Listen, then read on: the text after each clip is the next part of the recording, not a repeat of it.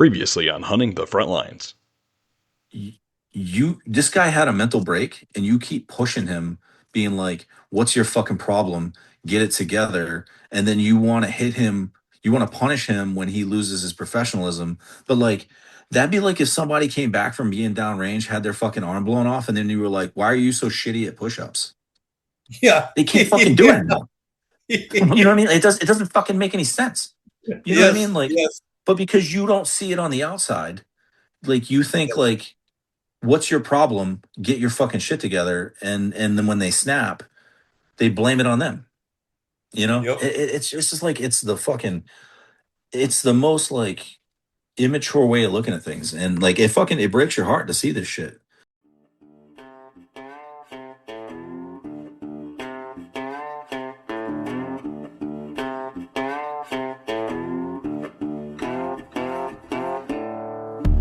You're listening to Hunting the Front Lines, part of the Praying and Slaying podcast network.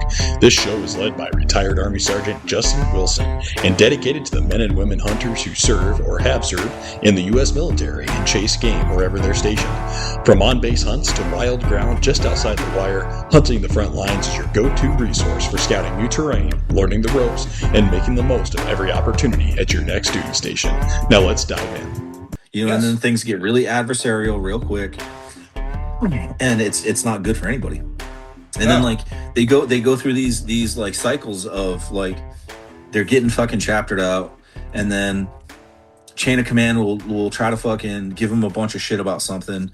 They'll lose their fucking bearing, and then they'll start bringing new fucking charges against them, and then it resets the fucking process. And it's like, you know, if you would leave the guy alone for fucking 10 minutes to just get him the fuck out of here, you'd all be better off. But you can't. Like, you keep pushing this guy. You keep being like, fuck you. Who are you to not do what I fucking tell you to? And then like when this broken fucking soul doesn't do what you ask him to, you want to make it worse. It's just fucking so dumb. Well, and so since you brought that up, I'll tell a quick story then. So This goes back to the reason why I left you guys that the second time in Iraq early. Yeah.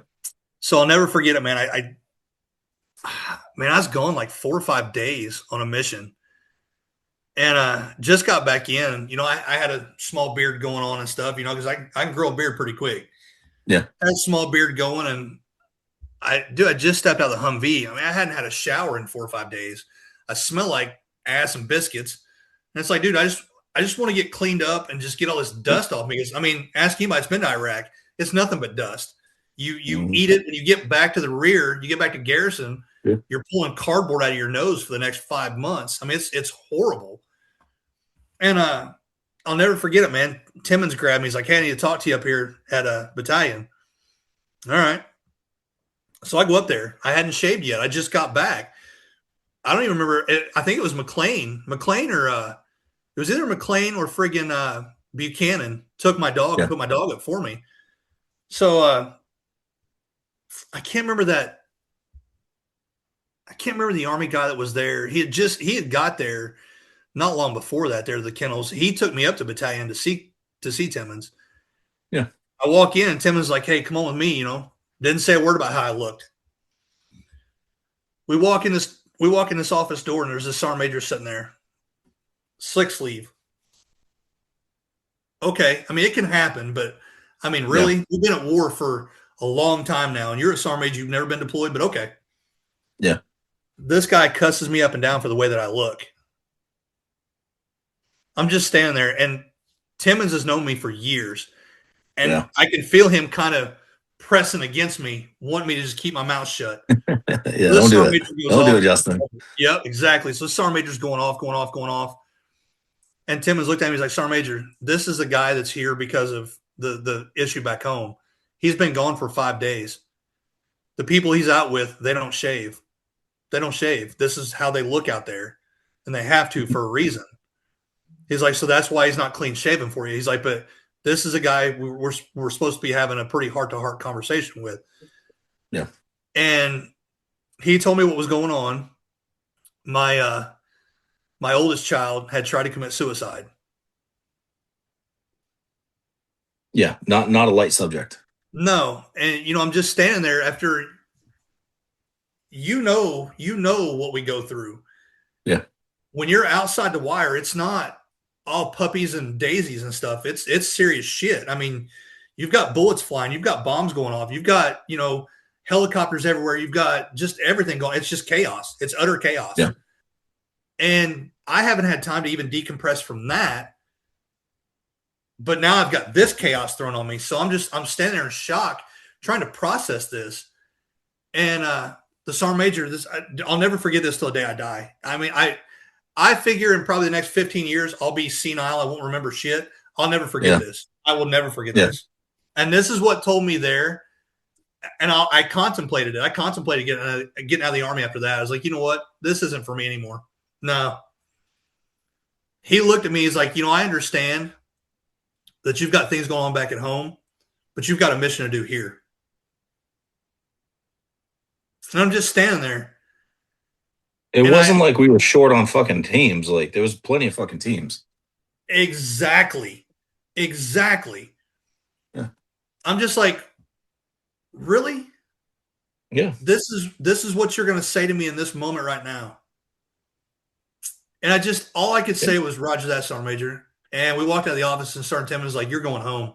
You don't have a choice. I'm sending you home. I said, I wasn't staying. It wouldn't have mattered. Yeah, it wouldn't have mattered. You couldn't have kept me here for nothing. No. Yeah. That's my family. The Army's only going to be here for so long. It's gone. Yeah. My family's always going to be here. As long as I'm still breathing, it's going to be here. Yeah. So, no, I'm going home anyway. I don't give a shit. And it's you're telling a guy whose whole job is to go out and be a protector for people, to get in between them and bombs. Yes. That guy can't go home and be a protector for his child, who needs him more than anybody else right now. You know what I mean? Yeah. Like, so those are always the defining moments in the Army, when like you do so much to take care of the Army and the mission, and then like you have one of those moments when you need the Army to allow you to take care of your family, and they tell you to get fucked, and you're like, if it wasn't for my fucking family needing me right now, like, this would be a different conversation. Yeah. And the sad part is, so when they flew me out, this is something I never got to talk to you guys about. So they flew me to Kuwait, like we always do. We go through Kuwait, you do your out processing stuff there, whatever, and then we get you on a plane. Yeah. They couldn't get me a flight out. So my company commander back at Leavenworth called the kennel master there at Kuwait and said, listen, here's what's going to happen. You guys have, which McLean came to Kuwait while I was still there. Yeah. He left Iraq and came to Kuwait. I don't know if he was going back home for R&R or what, but he was there. We were there for like 3 days together. Yeah.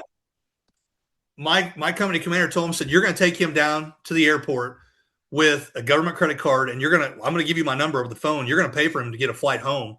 I already have a handler there that's going to Fort Sill, Oklahoma. That handler there from Fort Sill is going to take his weapon and his dog with him. You're flying the soldier back. And me and her had just loaded up in the truck to head to the airport to get me a ticket when I don't know what rank he was. He didn't have his top on, but he was in the Air Force. I know he worked on the flight line. He come and grabbed us, like, no. Grab your dog, grab your guns, get over here on the plane now. We're getting you back to the States tonight. Yeah. Cool. But I sat in Kuwait forever. And then when I got back, this shows the difference in commands, because when I got back to Leavenworth, my sergeant major, my company commander, my first sergeant, my kennel master, everybody was at the airport to pick me up. They grabbed my dogs, my guns. They took them in one vehicle. They had one of my buddies take me in another vehicle straight to my house. The commander looked at me and goes, go home. I'm going to fill out a leave form for you so we have one on file, but we're not charging you for it. Go home as long as you need, and you take care of your kids. I don't want to hear from you. Nobody from here will bother you. Deal with your family. Yeah. You got it, sir. And I did. I was home for about 3 weeks. I called him. I said, hey, everything's calm down here. I'm bringing my kids back with me. We're coming back. We'll be back in a couple of days. He's like, well, when you get back, take a week off. Go back to work after that week. If anybody calls you and says, hey, why are you not here? Tell them I told you to stay home. Yeah. You got it. So, yeah, I've always – go ahead. I always tell my kids, because I've got a set of twins that are 14. They'll be 15 next month. Yeah. And one of them talked about joining the Army. I said, buddy, I support you if that's the route you want to go. Yeah. But I would prefer you to go to college or go to trade school. Yeah. But if you do go in the Army, I want you to understand it's like every other job. You're going to have bad leadership. You're going to have bad bosses. That's just how it is. But toxic leadership, man, can ruin somebody's career fast. Oh, 100%. And I've always kind of wondered, like, for those guys that like when you have a moment where you're like, I need to take a step back for a minute and I need to take care of my family.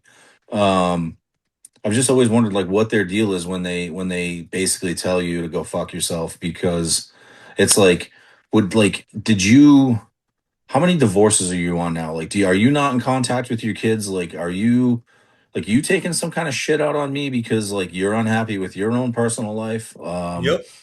I mean, and I'd even seen it happen where, like, at one point at Fort Lewis, we had a kennel master who hated his fucking personal life so much he was keeping us there late all the time because he wanted to tell his wife that like that was why he was never coming around, like not coming home. Um, and like, to no fault of ours, like shit was squared away. Like dogs were getting trained, kennels were Yep. getting taken care of. Like the fucking TAV or IKEA inspections, as they became known, like we were Yep. always fucking shit hot on. Like no reason to be fucking doing this to your guys other than your own fucking narcissistic fucking selfish reasons, you know? And it's like, so you're so unhappy with your own marriage that like you want to fucking ruin ours just Yep. because, like, you know, like at one point I even told the guy, I was like, dude, you can do what the fuck you want to me. Like, I'm leaving. It was like umpteen fucking days in a row, not leaving until like 8, 9 o'clock at night. And I looked right at the guy and I was like, fucking respectfully, like, you may not like your family. I actually fucking really like my wife. Like, I love my wife. So like, I'm gonna Yep. go. And Yep. you know, like, it's just it's fucking shitty, you know. And there should be some better checks and balances for like stopping people from being able to do those things in those moments when like you just realize like this person's ruining somebody else's home life for their own perverse Yeah. incentives or whatever, you know what I mean? Yeah. um Oh yeah. and I think too, like you talked about, like, you would advise your kids to like not join. Like if my kids told me they wanted to join, it would be a long, hard conversation. And I think one of the first couple of things I would let them know about is um, like, number one, people retiring from the military 20 plus years are the exception, not the rule. Most people don't make it that Yeah. far. No. And you give up so much about who your past life and family, like family connections, um, that may never be like fully like realized again when you get out. Yep. That, like, is it really worth the trade-off? And then, like, I would also advise my kids too, like, the profession of the military and the mission of the military is so like super honorable. But what the military gets used for is, and I know it's a whole nother can of worms, but like, we don't necessarily get used that much for things that are in the greater interest of the American people. And Yep. you know, like, I honestly, I wouldn't want my kids to serve. And I'm sorry, like, if anybody's listening to this podcast and they're on the fence about whether or not they want to serve in America's army. But it wouldn't be me if I wasn't just being transparent about things. But like, I wouldn't tell my kids to do it today. I really wouldn't. And it sucks because um, America needs to have the most lethal fighting force in the world because um, you know, we get a lot of people around the world that don't like us. But Yep. man, like, nah, I wouldn't want my kids fighting right now. No, man. And that's the one thing, man, with this podcast. I want honesty. I don't want bullshit. I Yeah, want people to be honest. And that's what I told my kids. I would prefer you to go do something else. Now, if you decide that's what you want to do, okay, I support you. I do. I'm not going to disown you because I did it. I did it. I spent 20 years in. I did it. I put my life on the line. I broke my body down to where there's days it hurts to get out of bed. yeah, But I would prefer you to look at other avenues first. And yeah, just like you said, if this is what you want to do, then we need to have some conversations. We just sit down and talk about some stuff because it's not an easy job. It's not. There's going to be easy days. There will be, but there's going to be days you don't see your family. There's going to be days you don't see your family. There may be a year or more you don't see your family. I mean, think about when we were in Balad. Think about the National Guard unit that had been there for 18 months. Yeah. And they got extended. They got on the airplane, and their families found out they got extended before they did. Yeah. So they were going to be gone for 2 years. I mean, dude, that rotation for me, it went past 12 months. It went into the 13th month. And you were supposed to get additional incentive pay, and the Army told me to go get fucked. Yeah. So well, they don't give a shit. Yeah. They don't care. It's you're another number is what you are. You're another number in their toolbox to throw out there when they need it. And I got lucky. I had really good leadership at most places. Now I've had my toxic leadership. I have. Yeah. My first kennels, it was like that. I had some great guys there, but the leadership sucked. And then I got the same. I was feeling that way when I got back from the last deployment. I got back to Kansas. Yeah. And lucky for me though, when I got back, oh my God, man, I stepped in shit when I got back. It was horrible. Yeah. I got back. I'm not going to say names, but the kennel master at the time, he wasn't doing shit. He would go into blotter brief in the morning. He'd go home the rest of the day. He wouldn't show up to work. Yeah. Guys weren't doing their records and shit. They were training, but they weren't doing the records. Just a bunch of shit. And they're like, hey, listen, you're taking over the kennels. I said, oh, no, I'm not. Oh, no, I'm not. They're like, why? I said, well, we have a TAV inspection coming up in 2 months. My name's not going on that paperwork. His will stay on the paperwork. Once the inspection's over, I'll take over the kennels. So once the inspection was done, this guy had gotten some trouble. He got a DUI on a golf cart. Yeah. And wouldn't have got caught if he kept his mouth shut. But I had a party one night, and he was there running his mouth, and somebody turned him in. Did a anonymous phone call. It's like, dude, I don't know why somebody do that. Because you pissed everybody off. Yeah. You weren't coming to work. You were letting them go to work and do all the work while you were going home. That's why they turned you in. Well, then I took over. But luckily, one of my old buddies from Fort Knox and from Germany was coming in. So he called me. He's like, hey, what am I coming into? It's bad. I said, it's bad. Yeah.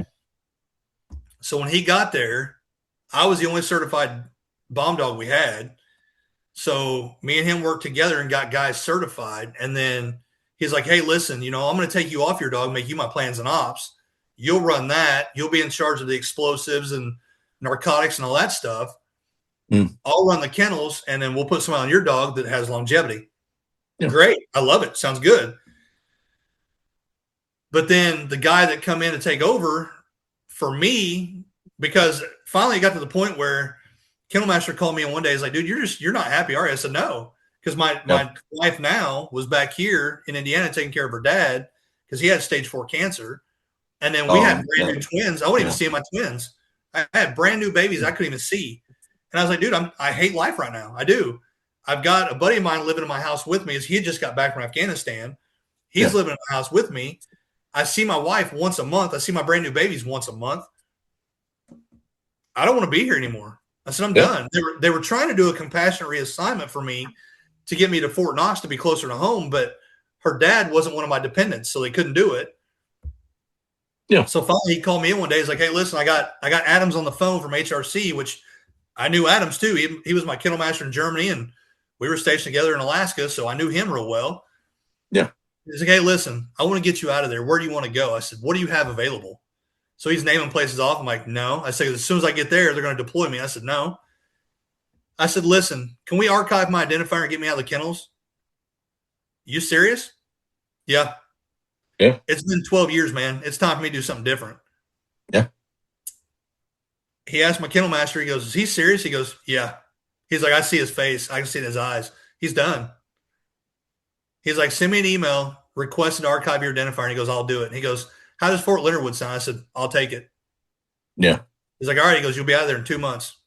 Peace. Thanks, man. That was it for me. I couldn't do it anymore. I was like, I got to go. I'm burnt out.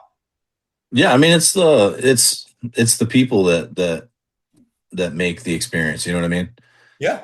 Like I even Yeah. had a buddy, and I know I tend to bitch about things a lot, but I mean I work for some really fucking great people too. You know what I mean? Like you were an awesome guy to work for. Um, Thank you. Thank you. but like I had a buddy, he was like, man, he's like, I'd like to come move, back to South Carolina sometime. He's like, we should start a dog training business. And you know what I told him? I was like, man, like I can be honest, like I couldn't. I'm not like it doesn't sound that motivating to me to be training dogs again. I said, I tell you what I miss, man. Like I miss the fucking hangout. I miss the hangout. You know what I mean? Like Yeah. the dogs were fun. You know what I mean? But like it was the hangout that was the best. It was. And that's really what it was. Like it was being able to be around mostly like-minded people who had um dark senses of humor, thick Yep. skin, and you know what I mean? Like it made the days good. You know what I mean? And like those were the people that made like being working for shit leaders made those days worthwhile. And when you were working for great people, it was even better. And so that's the stuff that I miss. Oh yeah. But um, yeah, I mean, and it's a different life now as a civilian. Like the experience going back to the army, it's night and day. It's like I don't know. It's like you see how like you were treated when you were in the uniform, and basically like you were treated like you were owned. Yeah. And then like as a civilian, um, you're Todd. You know what I mean? You're just like, hey, what's going Yeah. on, Mr. Todd? And it's Oh just yeah. across the board. You know what I mean? Whether I'm talking to the full bird brigade commander, because I'm the brigade motorcycle mentor is my primary duties. Talking to him about motorcycle stuff, and it's and I'm always super respectful. I still um, refer to everybody by their rank because I think it's I think it's honorable and respectful. You know what I mean? Oh yeah. Like Yeah. people should always be proud of their rank, and you should be proud to refer to them that way. But like Yep. they talk to you like they treat you differently, and it's a lot better. I went back because I didn't medically retire. I medically separated. And so I came back to recoup that time towards a federal retirement. So Yep. with any luck, maybe I'll be able to stick around long enough to do that. But yeah, that was one of the things I do regret about my time too, is I was so pissed with the unit that I was in on my way out. That when I got my numbers back from the VA, I was like, I don't fuck it. I don't care. I'll take him. I'm getting the fuck out of here. I'm not appealing anything. And I Yep. do wish that um, I would have allowed a cooler head to prevail, and because I could have easily gotten my numbers up and been able to medically retire, which would have been better for my family long term. Oh yeah. But but yeah, I mean, Well. ultimately I don't regret it though. You know what I mean? I just it's like it's tough. Like I really loved the army, but it's all of the worst aspects of it that you're just like, fuck man, like you could be so much better if it wasn't for fucking, like Oh the yeah. way some of these people do business. Well, when you get beat down like that, man, it's hard to just think about the long term effect of it. You just want it done Yeah. and over with because you're just burnt out, you're tired, you're done. You're done. Yeah. That's the key word, done. And it's like I get it. See, I had an issue at Knox. The unit I got put in there was a logistical unit. Yeah. Our main headquarters was at Fort Bragg, and dude, I'll never forget it. When I got to Fort Knox, I had exactly 18 months left, and when I tell you it was a staff sergeant, I was a private in that unit. It was so Yeah. top heavy. My Yeah. boss was I had an E7 I worked for, and my next in line was a major. I had all these sergeant majors being like, "Listen, get your stuff updated. You're going to make the list this year. You'll make 7. You're going to get promoted." I'm done. I am Yeah. done. I dropped my packet, and I'll never forget this E7. She worked EO, I believe. I'm not going to say names, won't say anything about her, but she looked me dead in the face. They just got back from a deployment to I think Afghanistan. And she told me, "Oh, you're going on the next rotation with us." No, I'm not. Oh, no, I'm not. I've already dropped my packet. I'm retiring. Oh, we can pull that. Yeah. No, you can't. No, you No, you won't. can't. I said, because listen, if I don't get promoted, they have to retire me. Yeah. I'm a 6. They have to let me go. They can't keep me. I said, number 2, when you guys go to brag, I'm staying here. Oh, no, you're going with us. No, I'm not. Watch and see. So she, in her office one day, pulled me in there. And she goes, watch this. She called HRC.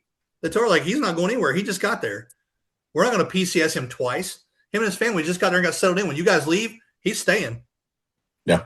Oh, bye. Weird. It's like I tried to tell you that. Yeah. Yeah. It's like I ain't going nowhere. Yeah. And so they were wanting to medically retire me at the time as I was having some knee issues. I was like, I told the doctor, I said, listen, I retire in like 9 months. He's like, oh, I'm just going to leave you alone then. Yeah, I'm not doing a medical retirement.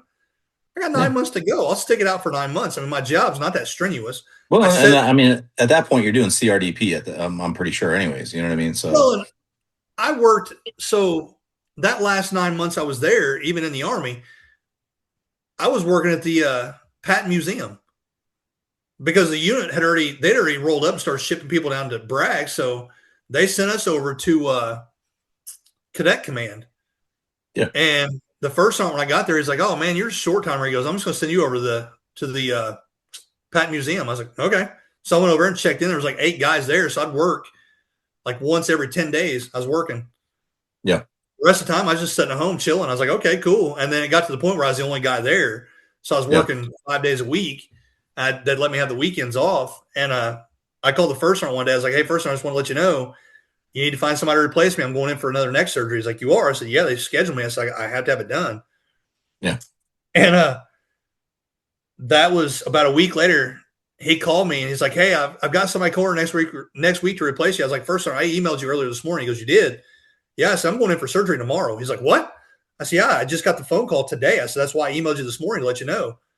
"Oh, crap. Okay, I'll find somebody to come and replace you today." All right, cool. Yeah. So, sorry. And I already had a job lined up.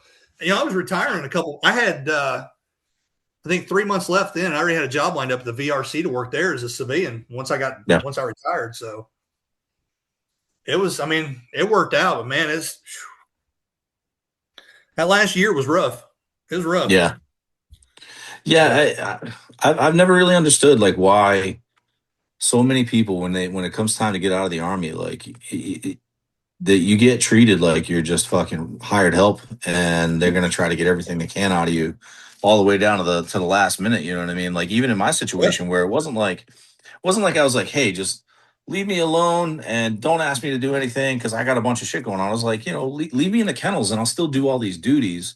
You know what I mean? Or put me in the fucking training room down at the detachment, and I'll go down there and I'll help, keep all the fucking, all the training records and shit and everything in the system, right? You know what I mean? Like, whatever they need down there. But like, God forbid, and it's like, I don't know. I find it, the amount of people who leave the military ceremoniously on good terms, at a 20 plus year retirement are definitely the exception and not the rule.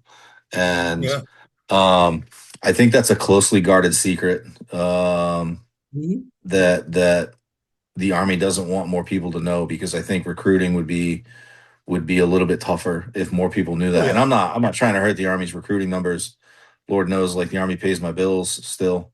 But at the same time, like, I think a lot of kids come into the military in the way that I did, where it's just like, if you just go in and you're a good boy, like, fucking, you'll make it to a retirement. You know what I mean? And you can do everything right and still not make it to retirement. So our bodies aren't designed to do the things that we do. Not that kind of impact, not all the time. Yeah. And that's the one thing that gets a lot of guys out is their bodies. I mean, they give out. And if it's not their bodies, we go back to the whole PTSD thing, which now after talking to you, I really think I'm going to do another. I'm starting to try to release 2 episodes a month. Yeah. And I may start doing some about PTSD, have guys on, because I've got a buddy of mine that I was at Leavenworth with. He lives in Illinois. I go hunt his farm every year. And I'd stay in the house with him and his family, and we had family dinners at night, and we, me and him catch up. Yeah. And he went through a lot when it was time for him to get out because he had a senior NCO messing with him to the point where he pulled a gun on him. Jesus. He pulled a gun on him. Yeah, I mean, that's how bad it got. And it's like, I know there's vets out there now that listen to this, and I guarantee there's some of them are struggling. Yeah. And I want to get more guys on to talk about that. And I think now I may rework some stuff and come up with a new segment too.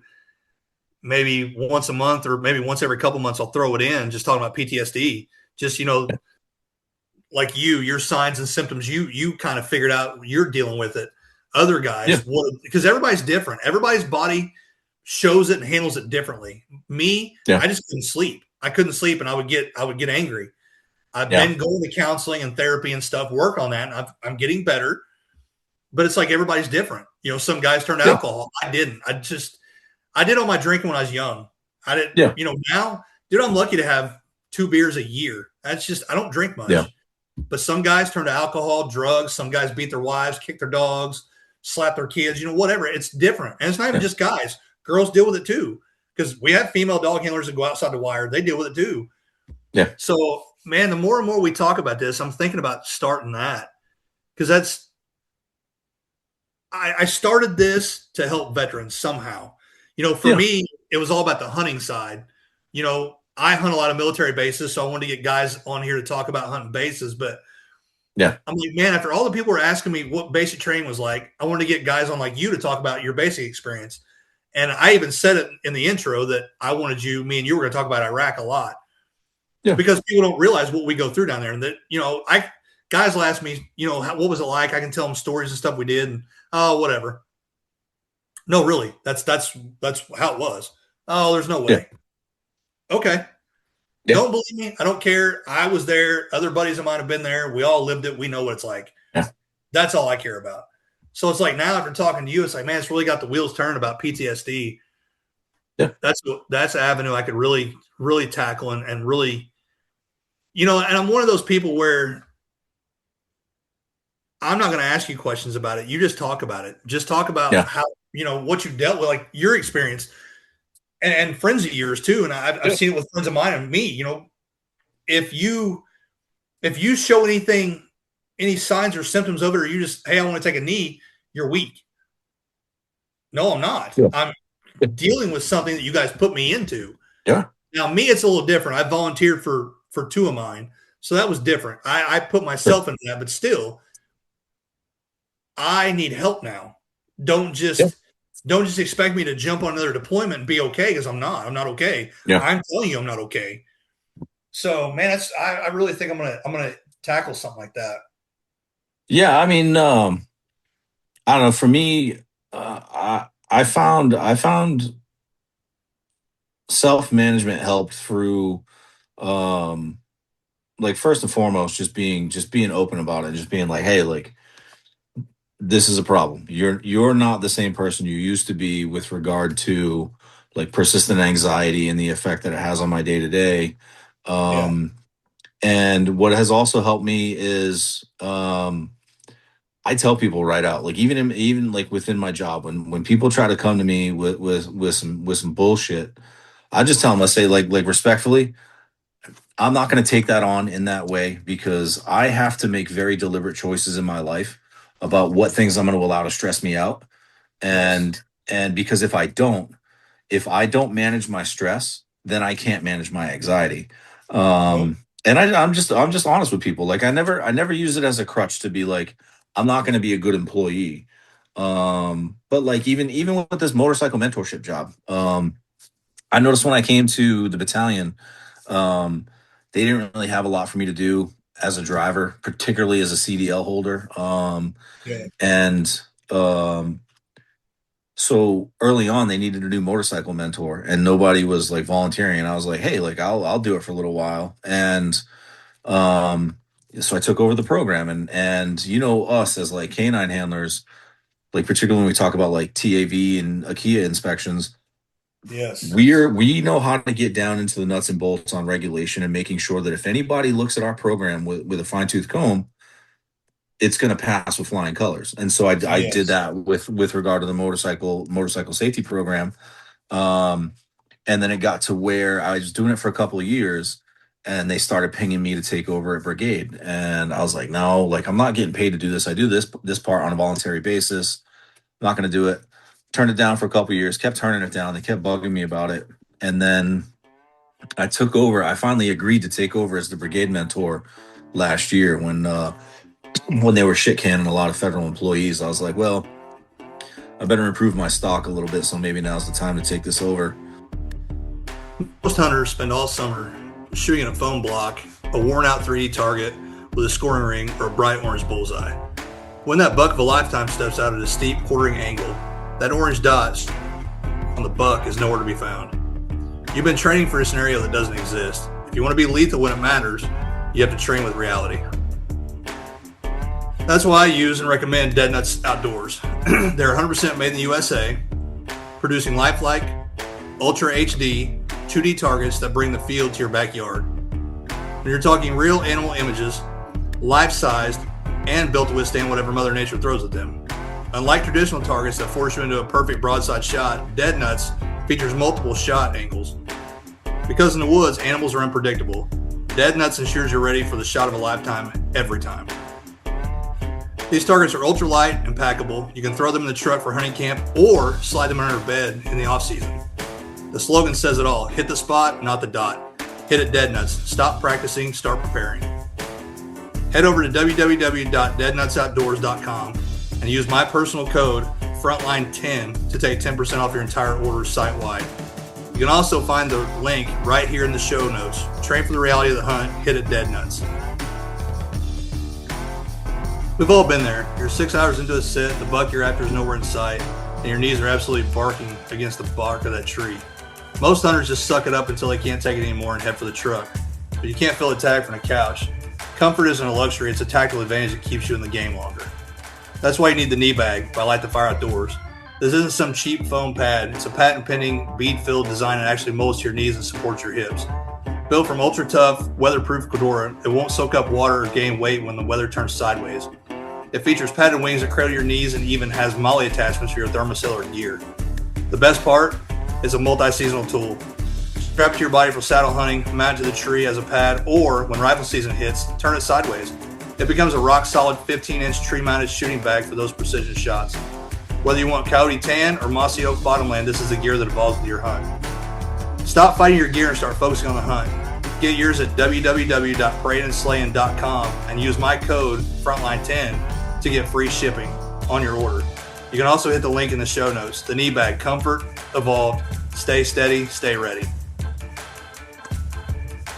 In the woods or on the water, it's the small details that dictate success or failure. A ruined diaphragm call or a lost fly isn't just a nuisance, it's a blown opportunity. You spend thousands on the hunt, don't lose it because you didn't protect your tools. Puck Outdoors has solved this with their 100% made in the USA and modular twist lock storage systems. For the hunters, the Puck keeps your elk and turkey mouth calls protected, organized, and ready to run. No more warped reeds or searching through pockets, junk drawers, or truck floorboards. For the fisherman, the fishing Puck features a magnetic tray and 4 modular compartments to keep your hooks, flies, and weights locked down and exactly where you need them.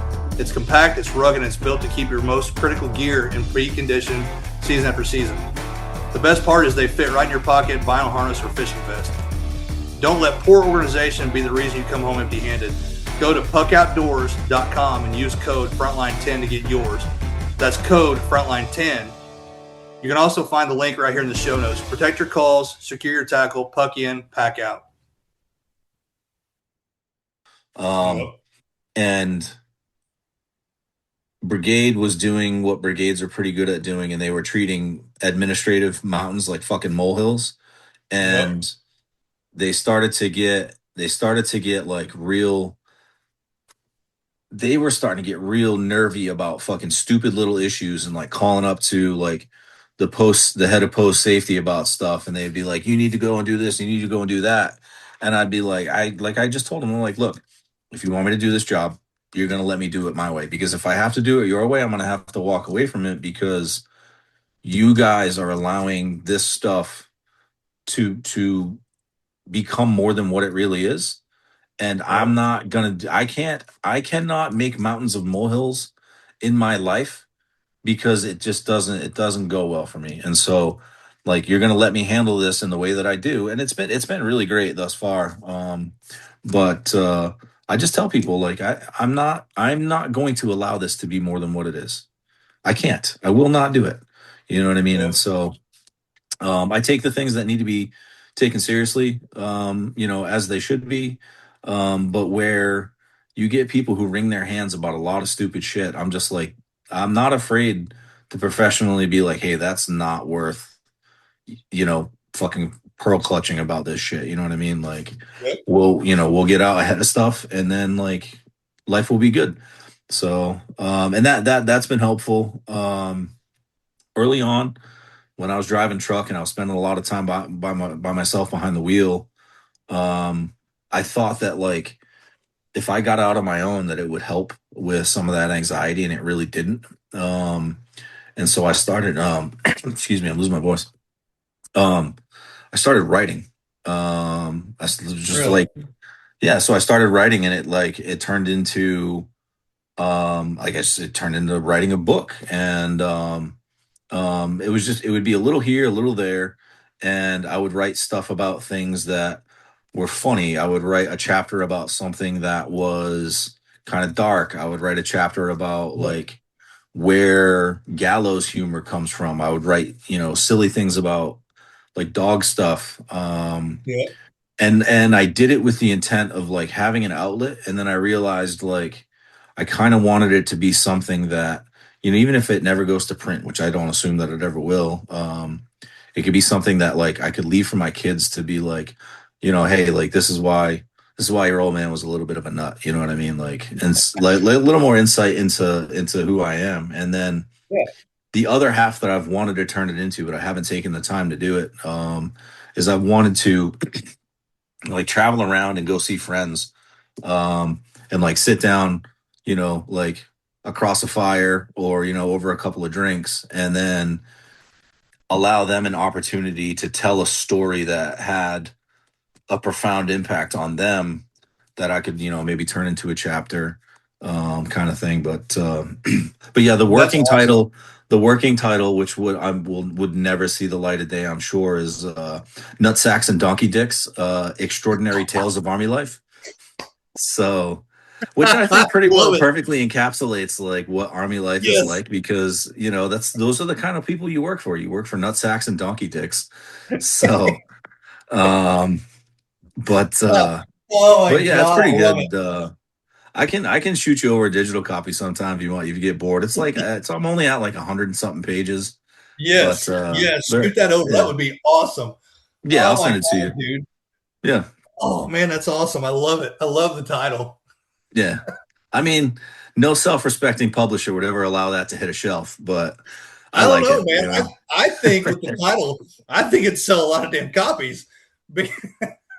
I mean, maybe at, like, the bookshelf at the local clothing and sales, but that might be as far as Yes. it goes. You know, Yes, I can see that for sure. I mean, yeah, that's what I'm calling this episode: Nut Sacks and Donkey Dicks. yeah. I mean, Oh, it has a few different applications other than just, dude. the usual nicknames.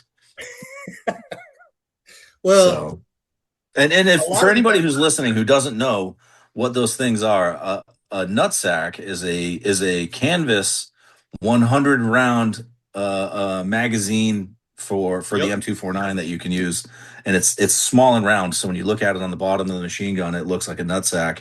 And then, yes, donkey dicks are the big flexible dispenser tubes that go on fuel cans. So, yep, and when yep, you bend them in a curve, they look like donkey yes, anatomy. yes, it does. I mean, you're not wrong. I mean, it's military terminology, so that's why I said, man, I would keep the Yeah. title. That is awesome. I mean, it's a Yeah. military story. So Well, the thing I love about it too is, you get these senior leaders that are usually, like, glaringly devoid of a combat patch, that they're always trying to gentrify the military, and I always feel like if it ever did hit a shelf somewhere, it would make at least one of them fucking turn red in the face when they saw it. You know what I mean? Oh yeah. But because it's like the side of the military that they all want to deny that exists. That like we're not all like crude pieces of shit when we're sitting around fucking talking shop, and like we all take the annual like unit sensing session survey where they're like, does anybody tell like dirty or off color jokes around the workplace? And like, you don't want to ruin things, so everybody checks off no, and it's the biggest fucking lie you've ever told. So I think it fits the bill title wise. Dude, all we are is a walking EO complaint. Yeah, That's all we are. I mean, but you have to though. You yeah, have to, because I told my wife about you.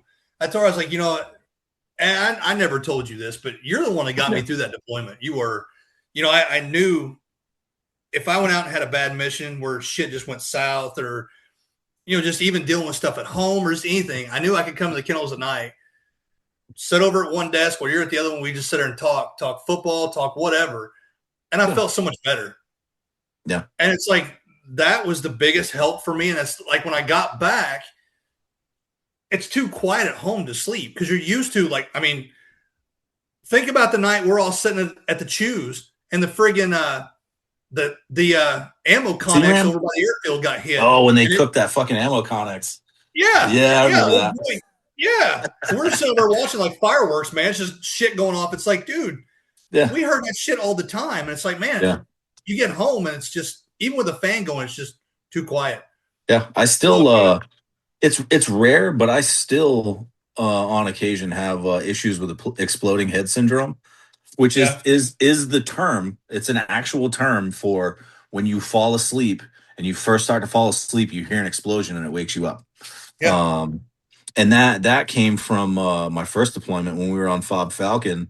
That FOB was pretty small, and it took a lot of IDF, and then the IDF would usually be responded to with Paladin fire, which are like the big, for anybody who doesn't know, the tracked howitzers, which is a giant fucking cannon on basically a roller skate of a tank.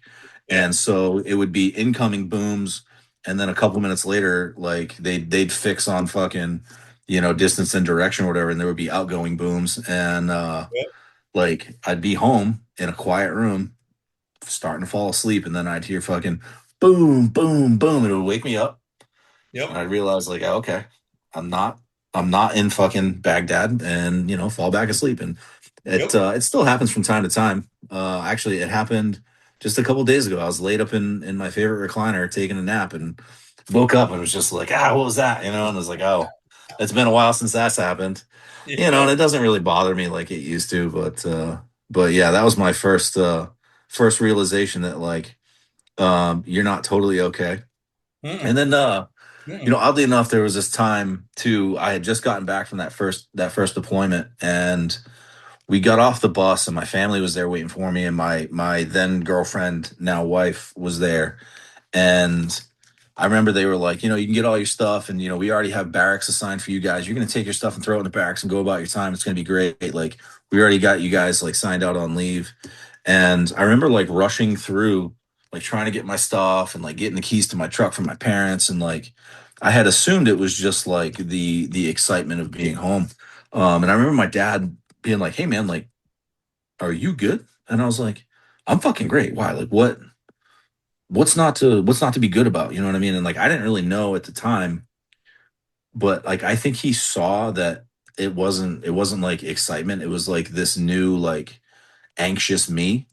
And like I even get it now, like where like socially, like I'll I'm feeling like a social butterfly, but then like I'll realize like I'm actually like there's like this nervous anxiety that's still hanging around back there for some weird fucking reason that I don't know, and so but yeah, I mean the VA, I did the VA counseling for a while, and those dudes threw the kitchen sink at me as far as like pills and SSRIs, and then like those things would lead to these side effects and those side effects, and then like I'd be like, "Hey doc, I'm having these side effects," and they'd be like, "Cool, I got more pills for you." And And then, you know, that those side effects from those pills would lead to more pills. And I remember like just learning how to manage my anxiety better on my own.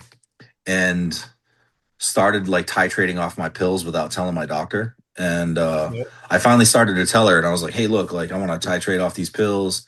You know, like I think I can do this like without the pills. I mean, like the anxiety is still there. It's still a problem, but like I think it's manageable." Um, and even then, she was like, "Well, here's what I'd love to do for you. Like that sounds like a really great idea. I'm glad you want to try. I've got these pills I can give you for when you're having a moment.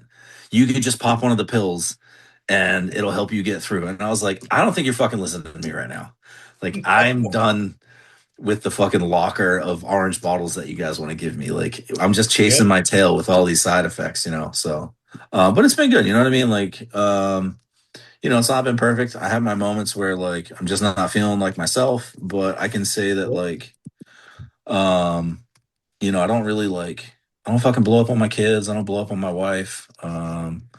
Life's been pretty good. So I mean, but you know, it's something that you just have to be like, I have to be cognizant of, and you know, try to make smarter choices about what stressors I do and don't let in. You know.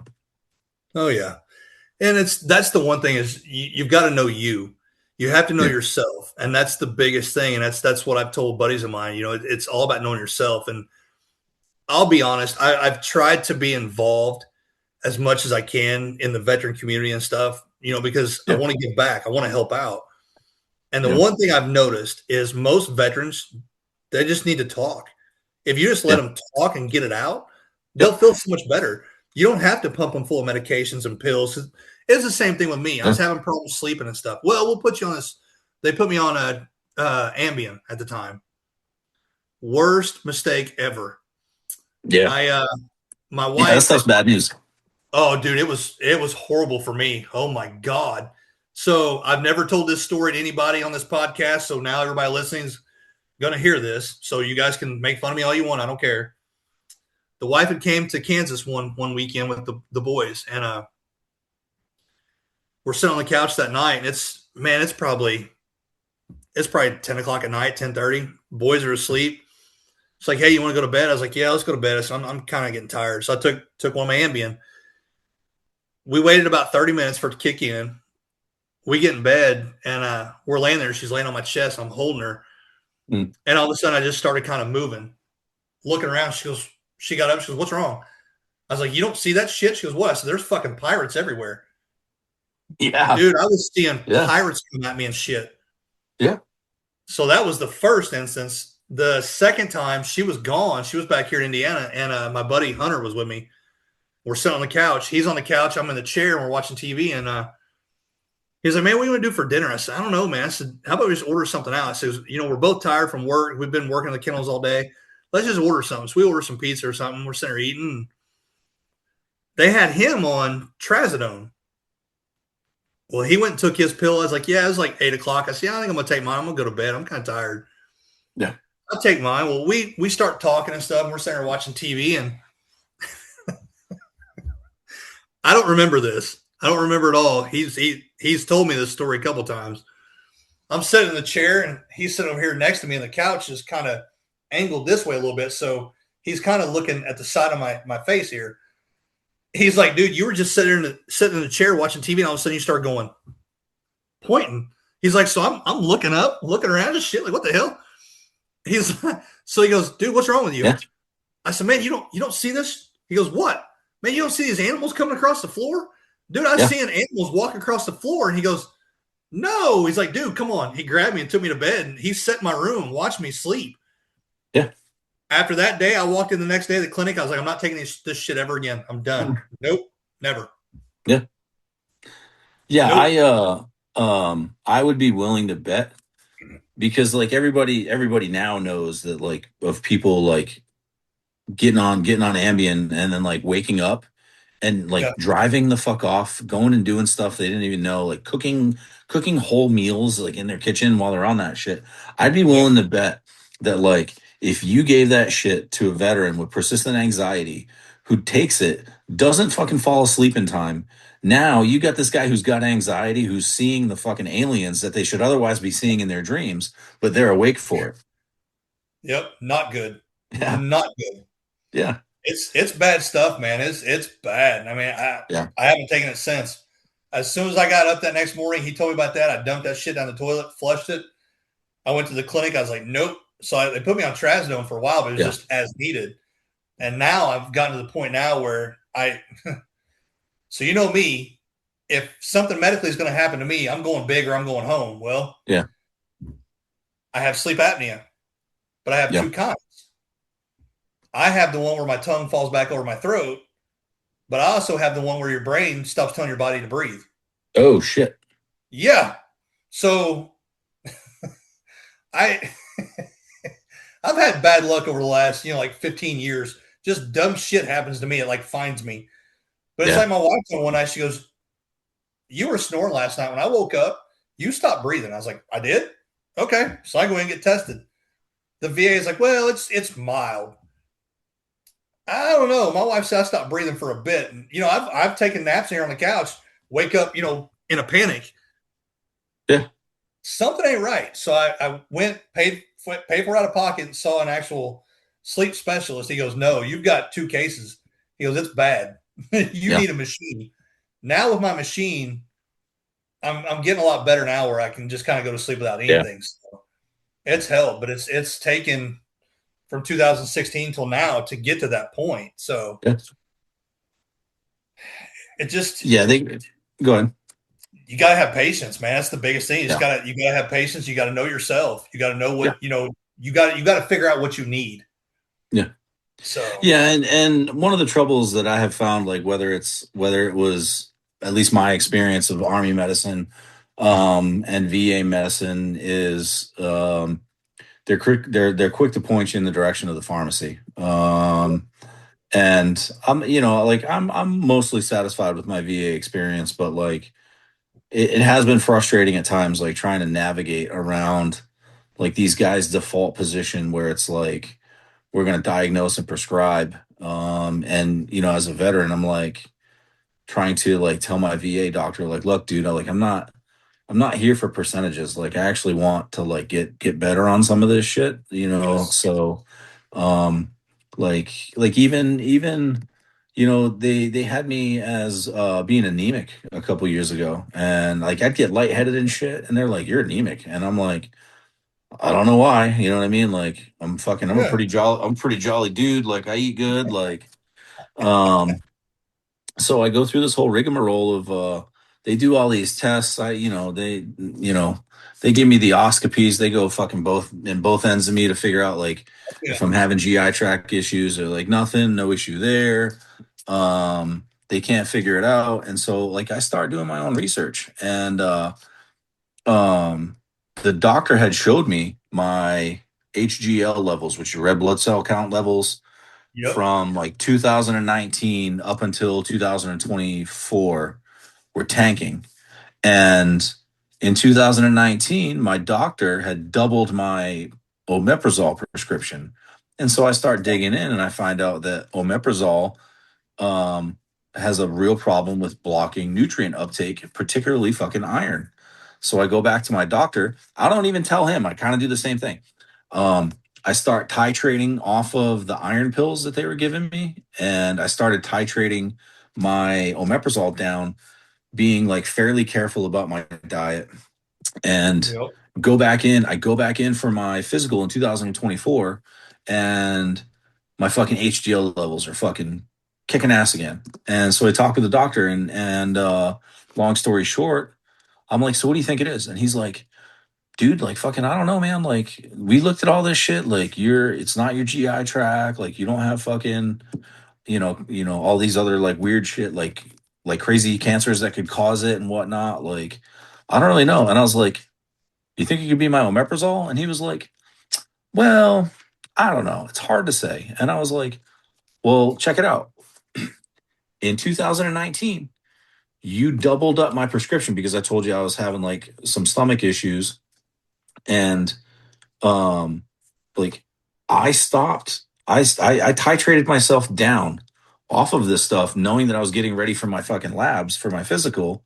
I came off of the iron too and was just on my usual nutrition and half of the dose, and I'm no longer fucking anemic. So like, do we feel like we could pretty conclusively say that it was the omeprazole? And he was like, well, hard to say. And I was like, dude, like, come on, man. Like, what else do you need? Like, why are you guys so hesitant to be like, yeah, it was another side effect of the medication? You know what I mean? Like, Yeah. so, and I mean, I've been good since, like I don't have any dizzy spells or anything like that. And my stomach's fine on back on a half dose of omeprazole.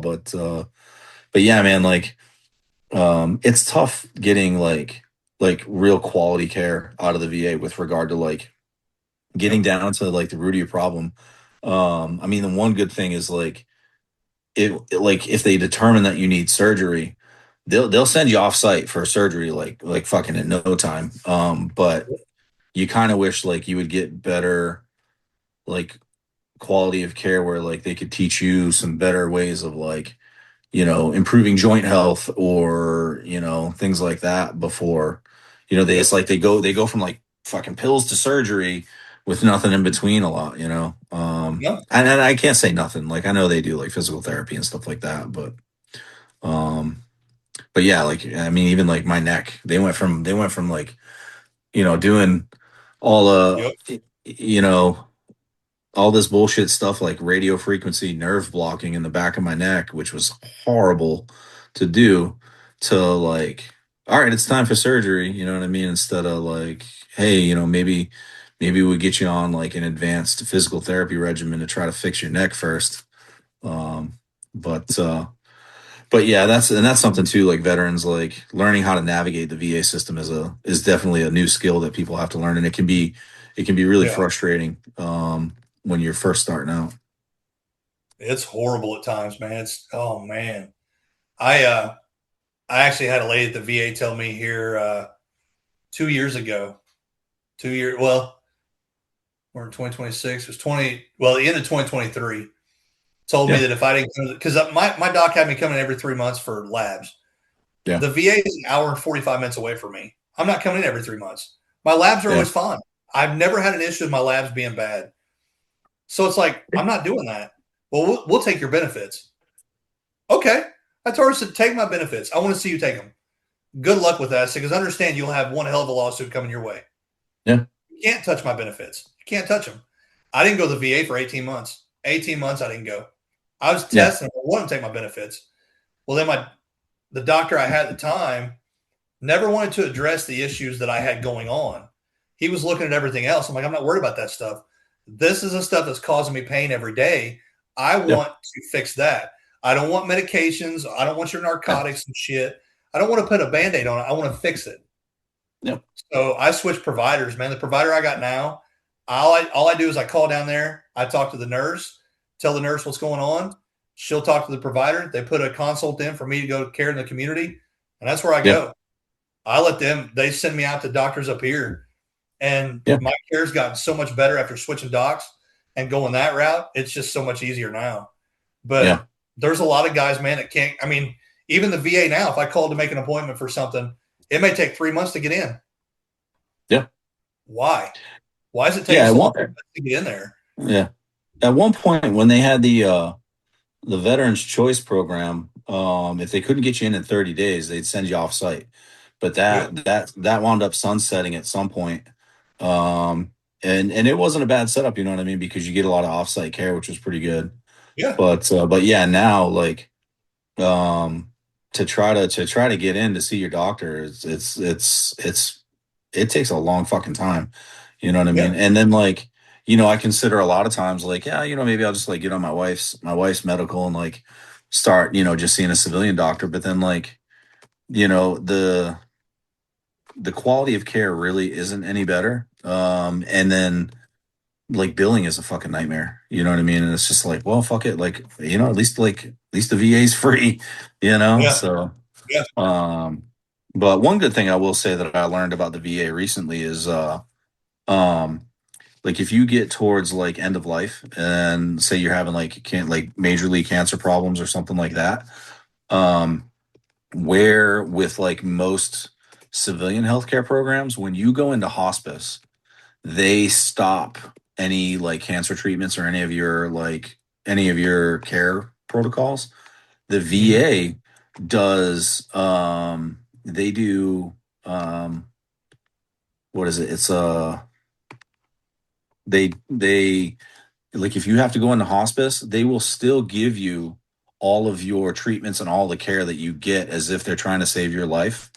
Which I think is like something that a lot of people don't know about the VA, which is something Oh that's yeah. like is a really good program because like a buddy of mine's uncle was passing away with cancer, and he my buddy who worked in hospitals through his whole career said he was shocked that when his uncle went into hospice, the VA still did continuing care for all of his issues instead of just basically making him comfortable to die.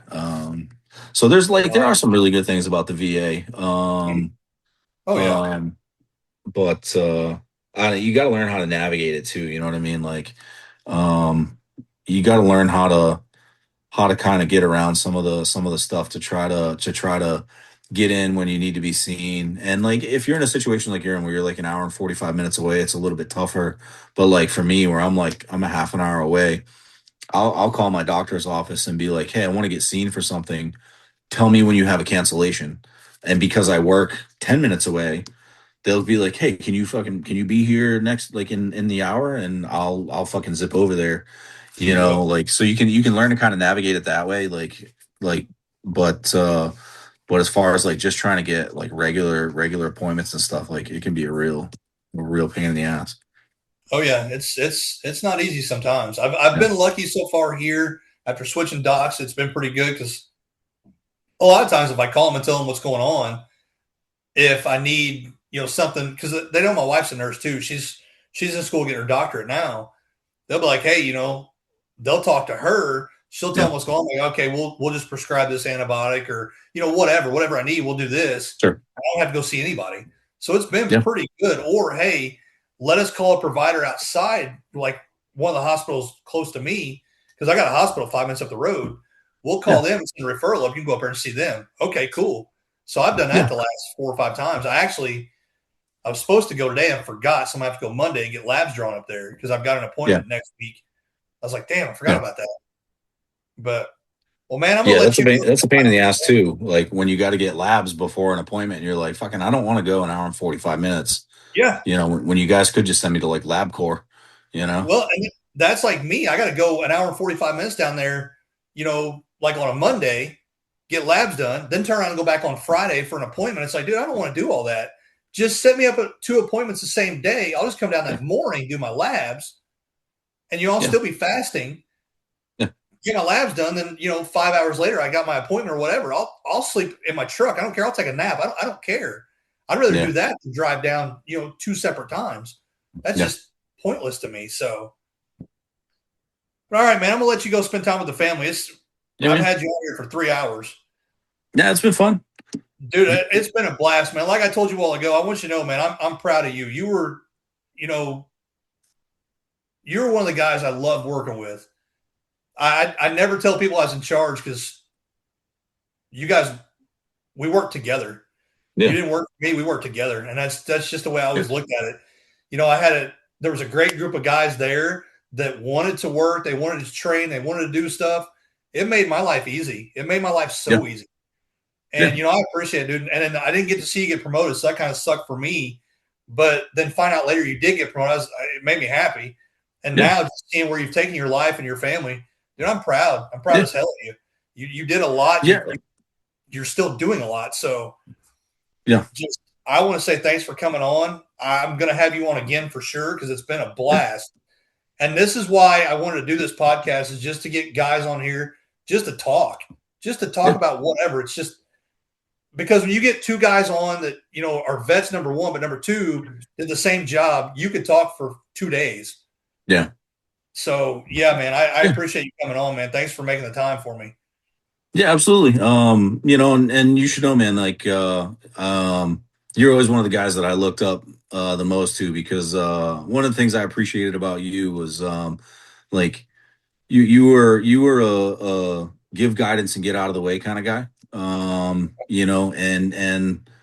that was something that, like, for me, like, if you just tell me what you want me to do, let me go run and do it, and then you tell me what you think of how I did it, and that was always something I appreciated, like the leadership of leeway, you know what I mean? Like, where you're like, hey, I'm gonna trust you to go do the right thing, and that was always really refreshing, and then I, like, when with my time, whether it was as team leader, squad leader, kennel master, like, I always try to take that same approach. I always really appreciate it. So, but yeah, man, this was fun. Definitely cathartic for sure. Which is something I think more people, particularly veterans, should do, is, like, chew the fat about the stuff, you know what I mean? And talk about the good things, talk about the bad things. And, it's therapy, man. It's really good. So, Yeah, but yeah, hit me up it whenever is. you're bored, and I'll get your email from you. I'll share what I have for that book with you. And Yeah, then we'll talk some more. So, yeah, for sure, yeah, man. Tell the wife I said, hey, I never got to we'll meet do. her. I've talked to her on the phone once in Iraq, and then I've had emails from her back then. Yeah, That's been it, man. Tell her I said, hey, yeah, we'll do. and dude, to caveat off what you said, I never had to have hands-on leadership with you guys. I didn't. Yeah, You know, me being kind of the new guy there taking over, yeah, it's my job to get to know my guys. And yeah, it only took me talking to you 10 minutes. I didn't have to worry about, man, I got to really supervise him. I don't have to. I can yeah, just say, hey, man, tonight when you guys are on nights, if you get a free moment, this is what needs to happen. Do it however you want to do it. I don't care. As long as it gets done, I yeah, don't care. And that's all I had to do. And yeah, you would go above and beyond that. So it's like you set the bar high for other Joes that fell under me after that. And it's like, dude, I've had guys where I had to micromanage. yeah, Dude, it was easy. yeah, And that's the one thing I told the guys there in Iraq when I got there the second time. When I found out you were coming in, I told him, I said, listen, he's a hard charger. Just give him a project, get the fuck out of his way and let him do his thing. It'll get done, trust me. And it'll be done quicker than you would have got it done. yeah, And when I left, I told him, I said, you guys got a good group of guys here. If you know these guys and you know how to work with them, it'll be easy. It'll be cake. And I told Tim, I said, they got a great kennel set up there. They do. The guys they have there all feed off each other. And you guys did. yeah, You, McLean, Buchanan, all you guys all had different attributes you brought to the team, and it was perfect. yeah, You guys all made each other shine. And it just sucks that it went the way that it did. But, man, I mean, yeah, you made my life easy. And that's the one yeah, thing I told everybody when I got back. Having handlers like you, it made my life so much easier. Once we got rid of the fucking baggage, it was cake. It was cake, man. yeah, I mean, for sure. everybody's life got easier. Yeah, So I thank you for that, because you made my life so easy. Especially, that was my first kennel master job, my first yeah, one. And it's like, this is my first combat tour, and I'm taking over a kennel already. It's like, oh shit, I was nervous. yeah, You guys made my life easy. You made my life so fucking easy, and I thank you for that. yeah, So, absolutely. dude, you ever need something from me, you've got my number. Call me, hit me up. I got you. Yeah, absolutely. We'll definitely be in contact. I'm definitely going to have you come back on, because this has been a blast. Yeah, for sure. But yeah, I'll reach out to you by messenger, and I'll get your email and stuff from you and all that. And then, like I said, you get bored, you want to do this again, just let me know. So tell the family I said hey, and I'll holler at you next time. All right, brother. I love you, man. All right, brother. I love you. Take care. All right, take care. Bye. Bye.